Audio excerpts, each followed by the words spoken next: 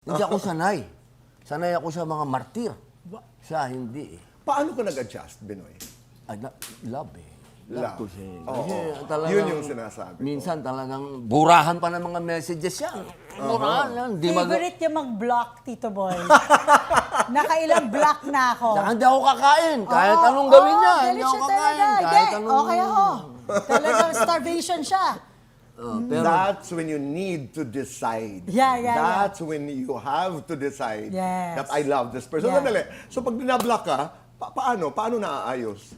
Eh di ba block ko din siya? Alam ka naman siya wala talagang usap yun. Oo, tapos sasabihin Okay. niya, meron akong pinadala dun sa ganito. Hindi ko nakuha. Ganyan. Pero hindi kami, Tito Boy, yung kanwari, kasi ayoko ng sigawan. Wala Bawal ganun. sa akin yung ganun, ayoko. Because ayoko na magkaroon ng experience yung mga anak ko na nagsisigawan sa bahay. Ayoko na ganun. So hindi kami ganun. So quiet. Sa messages lang. Pero ramdam na ramdam mo Yung sa tensyon. text. Oo. Sa mga exclamation point. Sa mga capitalization. Ay, malinaw na malinaw ang emosyon, Tito.